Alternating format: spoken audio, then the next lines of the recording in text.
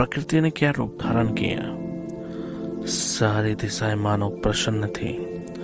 आकाश में तारे जगमगा रहे थे, रात में कमल खिल रहे थे, नदियों का जल निर्मल हो गया, पक्षी अचानक चहकने लगे, हवा में मानो चंदन की खुशबू से महकने लगी, अप्सराएं नृत्य करने लगी, आकाश में किन्नर और गंधर्व अपने मधुर आवाज में गान करने लगे, देवी देवताएं खुश होकर फूल बरसाने लगे। ये समय था जब ठाकुर जी का जन्म हो रहा था। अत्यंत लुभावना।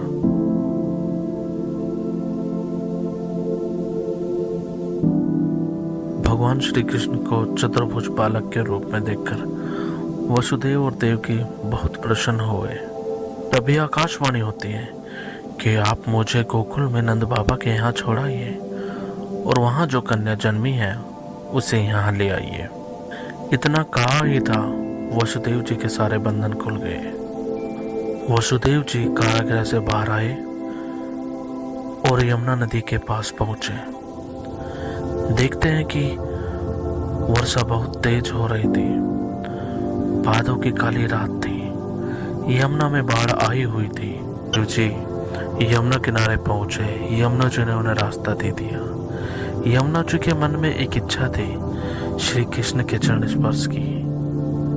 तभी भगवान श्री कृष्ण ने अपना पाँव टोकरी से बाहर निकाल दिया और माँ यमुना ने चरण स्पर्श पा लिया और धीरे धीरे यमुना का जल स्तर कम होने लगा।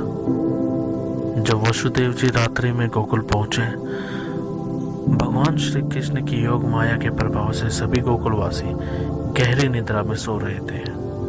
वसुदेव जी ने श्री कृष्ण को यशोदा के सैया पर उनके पास में बगल में लिटा दिया और वहां जो कन्या जन्मी हुई थी उन्हें लेकर वापस कारागृह में आ पहुंचे।